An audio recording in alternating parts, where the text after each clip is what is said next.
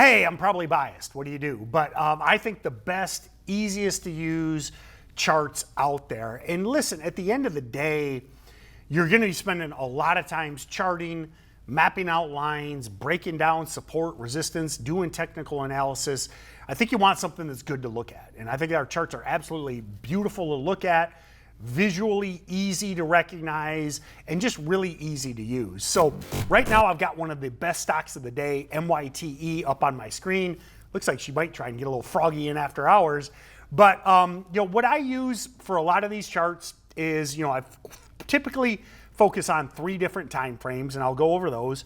I use a 2-day, 5-minute chart, and you can see MYTE butting up against a major Oracle resistance level. So you can see we've got our candlesticks here. You can also do line charts. Now, I don't know who would do line charts except for long-term investing. And then we also have Heiken Ashi candles, which I've dabbled with, never been a big fan of. I think candlesticks are always the best. And the nice thing is, because of the way it's laid out, colorized, etc., I think we have the best looking charts. And so we use multiple time frames, 2-day, 5-minute. So we're looking at a 2-day time frame, basically the previous day as well as the current day. Then we look at the 2-month, 15-minute chart.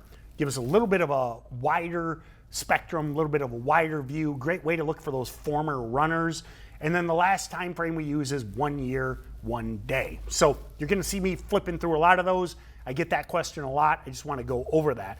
So just walking you through, we've got a lot of stuff that's really handy that's built in. First, you can see easily all 3 phases of the day. Okay, so we've basically got 3 distinct areas in each trading day. You start out right here, okay, in this kind of lighter gray area.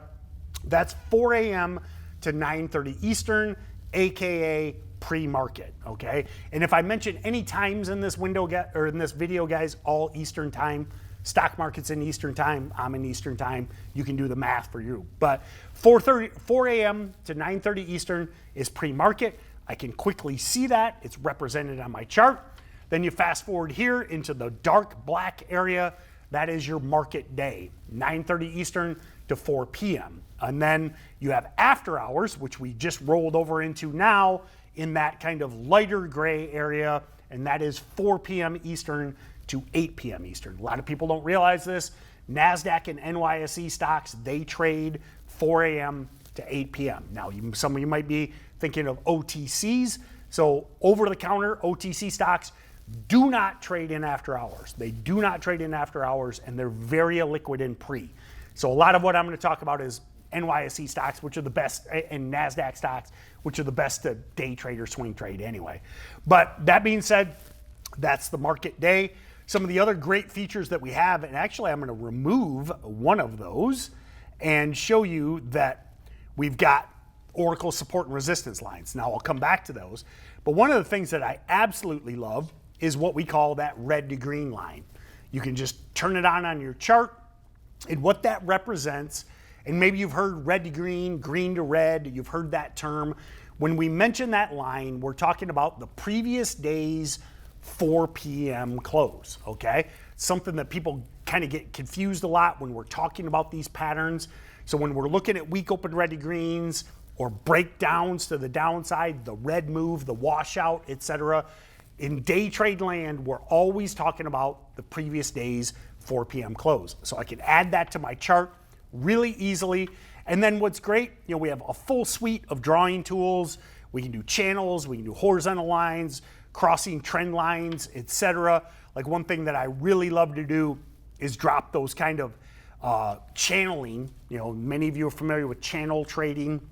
And you can see back to MYTE, after that initial rush in the morning, it's now really kind of consolidating in this nice range. So I can drop those lines, I can do trend lines as well, I can do channels as well to kind of give me an idea of where this trade is still in play, as well as map out in areas for exits as well as stop losses. So like let's say it's 4:17 p.m. right now, MYTE is creeping up on the upper end of that range. If it breaks out of that, that would be an example of a breakout buy.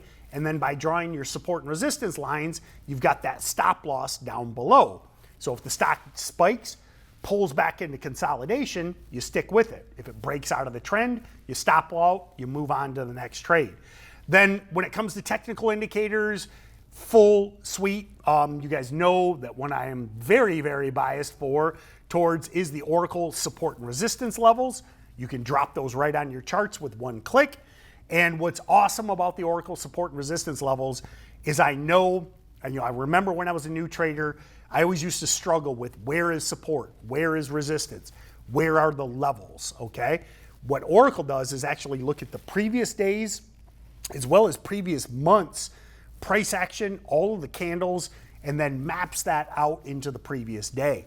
So it's a massive time saver when it comes to, what's support, what's resistance. Then, full suite of indicators. Obviously, we love VWAP. We use VWAP all the time.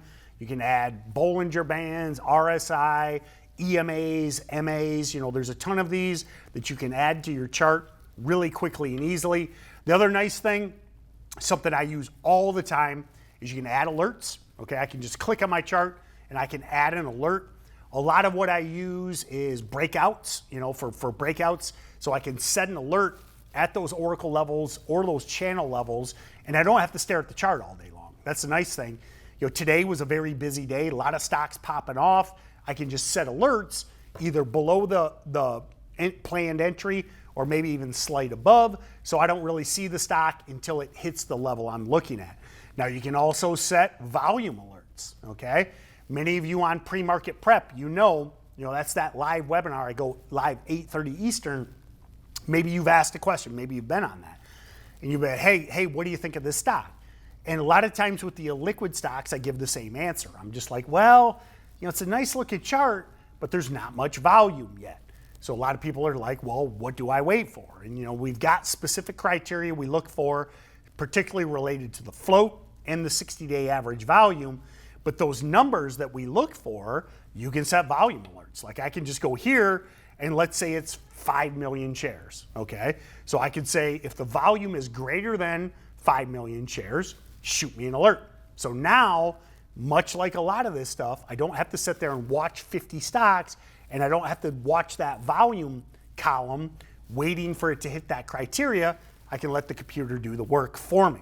So all of those indicators, as well as alerts, you could even turn on break it down, breakout levels. So we have these high-low indicators where it shows me the high of the day as well as the low of the day. We even have news alerts. So if you add news alerts, you can see MYTE just had something a little while ago based on price action. So because the stock kept raising higher and higher and higher, we actually have price action alerts built in. You have a console that gives you all of those, but they also light up on the chart. We can add news, okay? Basically, when a news item drops, represent it on your chart. Also, walking through the top, I can go to any candle, and you can see right here across the top, I can see what the volume of that candle was. I can see the high and the low range of that. Now, you can do that with your mouse as well, but the nice thing is I can just kind of move through these columns, and I can see, like this candle particularly, the open was 550, so that candle opened at 550. The close was 567, so there was 17 cents of range on that stock. The high point, the wick, okay, when we think of candlesticks, remember the body is composed of the high and the low, but the stock, if it goes above or below that, you'll have wicks on your candlestick. So I can see the high wick was 572, the low wick was 560 or 550.47. I can see the volume of that candle, 92,000 shares, and I can even see what the bid and ask was at real time. So just a bunch of amazing features, alerts, indicators, multiple time frames, best looking candles, red to green line. All of these things are built in to the StocksToTrade charts, and I think they're the best. So that being said, my friends, if you don't have StocksToTrade, check it out below.